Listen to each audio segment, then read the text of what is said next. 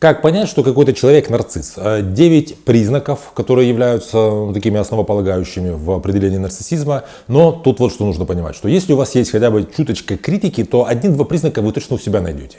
Более того, вот если у вас есть какой-то рядом близкий человек, который вас раздражает, вы у него, может быть, почти все найдете эти признаки. Но здесь вот на что нужно обращать внимание, что эти признаки должны быть, так сказать, несущей конструкцией личности человека. То есть это то, на чем он, так сказать, вообще базово стоит. То есть он постоянно себя ведет так, как я буду говорить в этом видео.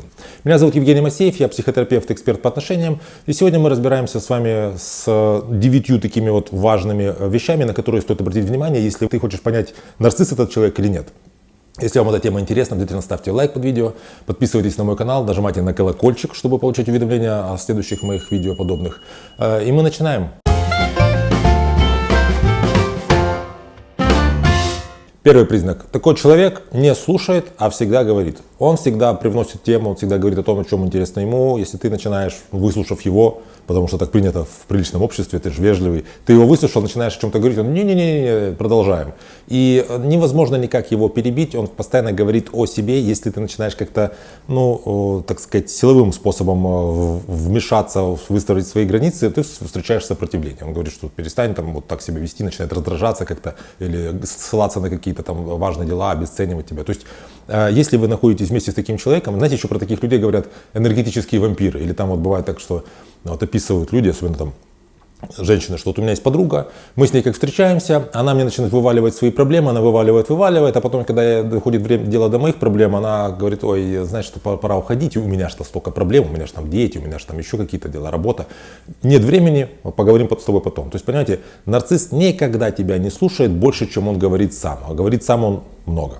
Второе. Нарциссы склонны обманывать в отношениях. Даже вот именно хорошее слово не изменять, а именно обманывать. Потому что измена, это когда вот прям вот взял и изменил там с кем-то тебе. А нарциссы в отношениях обманывают, потому что, понимаете, у нарцисса есть такое убеждение, что он слишком такое большое сокровище из золота, чтобы как бы принадлежать кому-то одному. И вот он стремится не находиться в слишком близких отношениях. Если отношения становятся слишком близкими, он вроде как начинает понимать, что теперь я как бы эксклюзивно принадлежу вроде бы этому человеку в плане отношений, поэтому нужно его немножко обманывать, таким образом от тебя отталкивать. Кроме того, часто бывает так, что вот нарцисс, он как бы заводит какие-то конкурентные отношения так, чтобы, причем обманывая обоих людей. То есть это может быть, в принципе, даже не измена, например, мужчины с двумя женщинами, а какие-то отношения, например, с двумя работодателями, с двумя какими-то коллегами. Могут быть какие-то друзья, у которых есть общие интересы, вот конкурирующие интересы. И он заводит вот такие вот отношения с ними, чтобы обманывать людей в отношениях, таким образом чувствуя свое такое превосходство, понимаете? То есть получается, мое эго повышается, потому что они обмануты, а я нет, значит я более ценный. Нарциссам необходимо, чтобы ими восхищались. Это как бы ясен пень, это просто по определению. И вот это вот чванство, тщеславие, какое-то высокомерие просто в каждом вздохе. Такой человек, он ведет себя очень так, знаете, иногда бывают даже вздохи такие, у них вечно может быть такой, знаете, застывшая маска такого немножко высокомерия, какой-то приподнятая там подбородок, какая-то приподнятая вот так вот на переносице брови. То есть постоянно я как бы лучше, а вы меня как бы притомили все. И при этом вот это вот чувство такого вот высокомерия и какой-то самоуверенности, они ложные. И внутри человек, мы помним, что внутри вот этого раздутого нарциссического пузыря находится пустота. И естественно, что как только такой человек чувствует, что ему не хватает этого восхищения, он начинает обычно своих близких людей, то есть партнера нарцисса или там, если у него семья, то в семье, начинает всех просто терзать, требуя вот этого вот какого-то подкрепления. Поэтому еще один такой косвенный важный признак, относящийся к этому признаку, что близкие люди, находящиеся рядом с нарциссом, они эмоционально истощены. То есть он их просто заколебал. Он своим вот этим вот постоянным высокомерием, с одной стороны, я такая тут звезда, я такая вот важная, я так хочу о себе говорить, там, если ты женщина.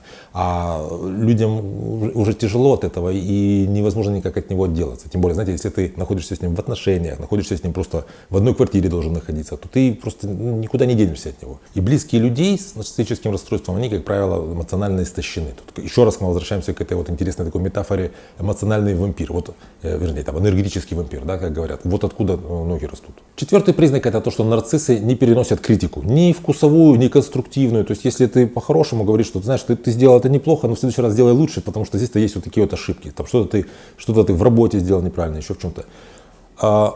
очень остро они реагируют на критику, потому что ты делаешь то, ну, обратное от того, что он ищет от окружающих. Он столько времени, столько сил потратил на то, чтобы получать вот это вот какое-то, знаете, подтверждение своей значимости от окружающих, и тут ты взял его так, ну, как бы, ну, сдул его нарциссический пузырь активно. Естественно, что реакция в такой ситуации на любую критику, она неадекватна. То есть даже если это близкий человек, ты ему что-то такое сказал, он тут же с раздражительным стал, может нагрубить там как-то вот. То есть критика очень болезненна для них. Пятый признак — это то, что нарциссы безбожно вообще, без зазрения совести используют окружающих, причем тех окружающих, до которых ближе дотянуться, то есть близких своих, в большей степени, просто потому что, чтобы, знаете, далеко не ходить.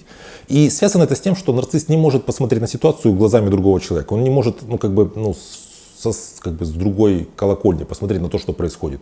Ему сложно представить, что будет чувствовать другой человек, если, предположим, он договорился с ним и не пришел. Если он, скажем, вот как в этом примере, рассказал все свои проблемы, а когда человек хочет рассказать о своих проблемах, он говорит: ну ладно, мне надо уходить. И вот взял и ушел. То есть мы так не поступаем, потому что нам кажется, мы очень, знаете, вот эмпатия в нас, еще, знаете, как бы помноженная часто на мнительность, она заставляет нас чувствовать, генерировать внутри нас те эмоции, которые, скорее всего, будет чувствовать другой человек. Поэтому мы как бы понимаем, что чувствуют наши близкие люди. Мы внутри себя переживаем как бы, ну, копию тех переживаний, которые переживают они. И чем эмпатия лучше развита, чем мы лучше сопереживаем, тем мы, ну, больше, что ли, совпадаем. То есть я чувствую те же эмоции, которые чувствует другой человек в какой-то ситуации, я его лучше понимаю.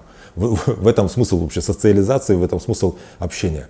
Нарцисс к этому не способен, потому что ему нужно слишком много времени, слишком много ресурсов уделять на то, чтобы надувать свой этот пузырь, чтобы подтверждать свою значимость. Опять же, многие вот люди, которые находятся в отношениях с нарциссами, эти жертвы нарциссов так называемые, ну, так называемые, люди так себя бывают называют, они считают, что нарцисс — это человек, которому вообще все окей с ним, он совершенно такой вот устойчивый, у него вот как он в себе самоуверен, такой вот он есть, и он просто берет и уничтожает всех людей как хищник. Нет, вы путаете в такой ситуации с архетипом хищника, который свойственен психопатам, там, эксплозивной формы.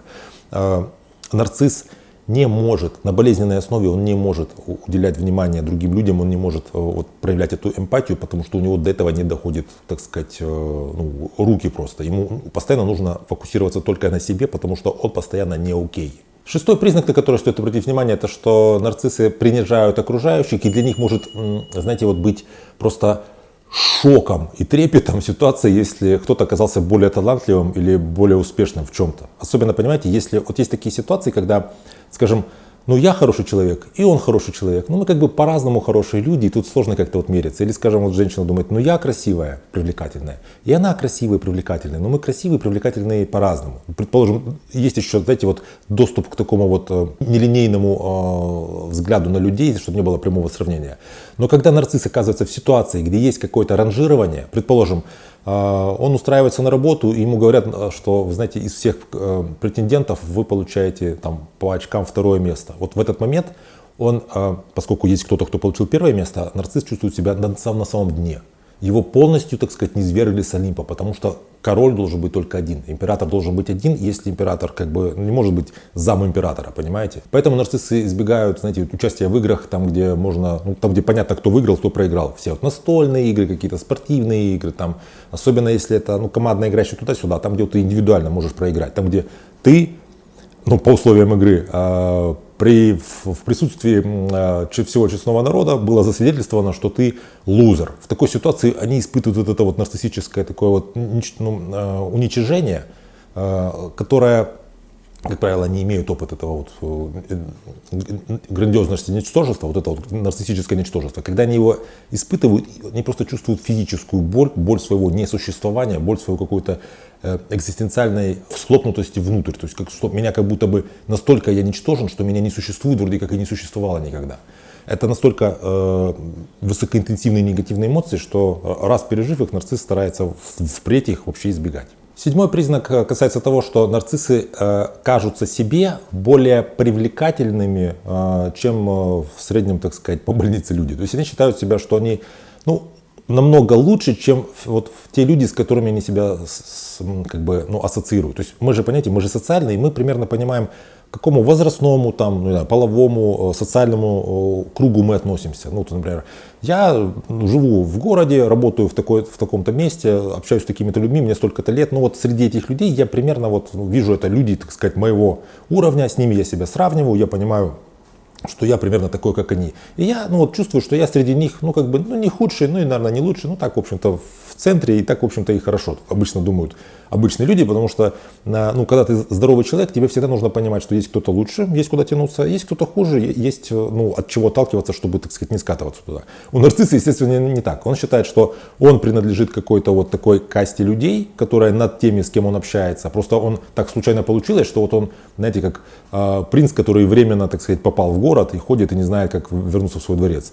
И он намного лучше, намного важнее, чем все окружающие люди, и поэтому, как следствие, нарциссы очень легко выходят из отношений. Они не дорожат отношениями, не дорожат близкими вот этими вот связями. Во-первых, потому что если ты начинаешь попадать в близкие отношения, привязываться к человеку, то ты начинаешь чувствовать, что, понимаете, в любых отношениях мы зависимы друг от друга. Это нормально. Такая, то есть я говорю не о созависимости, а о нормальной такой зависимости, взаимозависимости.